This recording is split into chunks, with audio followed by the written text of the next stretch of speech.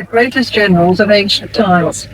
He succeeded to the throne of Egypt at about 8 years of age. Spring. Even in those days, farmers complained that they did all the work and was brought up in the royal palace.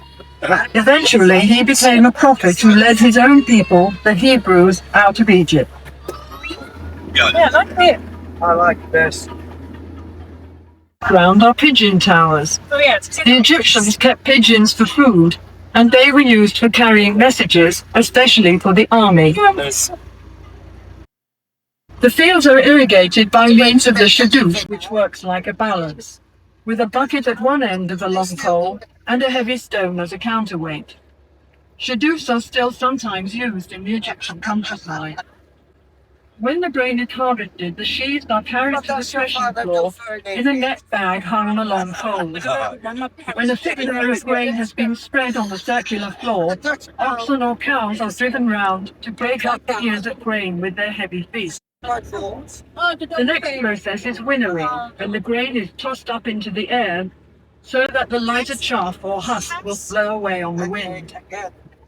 The grain is then taken to be stored in the silos. The scribe makes a careful record of all the grain which is being stored. This was important for taxation purposes, as there was no money in Egypt in pharaonic times.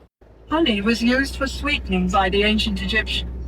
It can be seen in a museum beside the Great Pyramid of King Cheops at Giza. The palm tree was a valuable resource for the Egyptians. The trunk was used in house building, and the branches provided fronds for making mats and baskets, while furniture and boxes were made from the ribs. The boxes were used for storage and as cages for small animals and birds. And fishing was also popular as a sport. One method of fishing can be seen here, where a net is stretched between. The roof was made of split palm trunks covered with branches. The building was covered with a thick layer of mud, which acted as insulation against heat, wind, and rain. Yeah, you need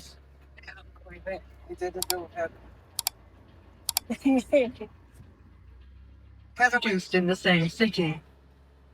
The body were removed and preserved separately. The body was dried out by being covered with natural salt from Egypt, dating back to about 6000 BC. The clay is kneaded with water and mixed with ground potsherds or chopped straw, which helps the finished pot to dry evenly without cracking. This scene shows the different stages in decorating a stone wall. First of all, the surface is leveled, then smoothed and polished with a piece of hard stone. Grid lines are marked in red on the prepared surface to ensure accurate enlargements of the original drawings. The artist copies the outline onto the wall, working from the sketch made by the chief artist on a small slab of stone or a piece of papyrus. Then the sculptor carves the design in relief with his mallet and chisel.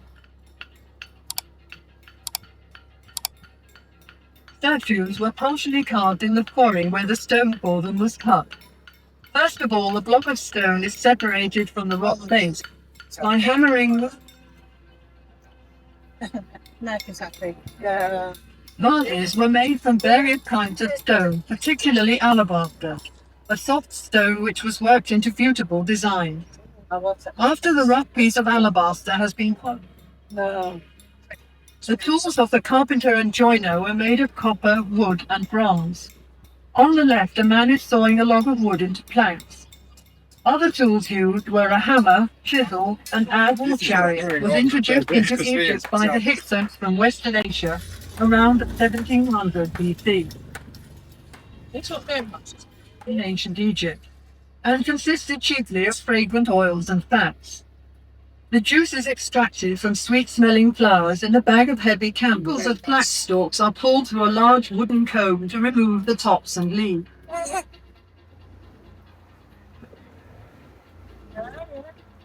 Paper making, for which the government had the monopoly.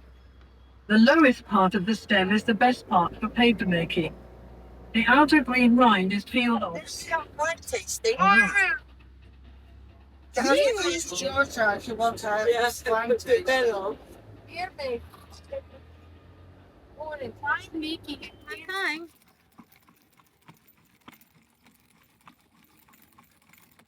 Oh, wow. Yeah. What is it the material? What was the material inside?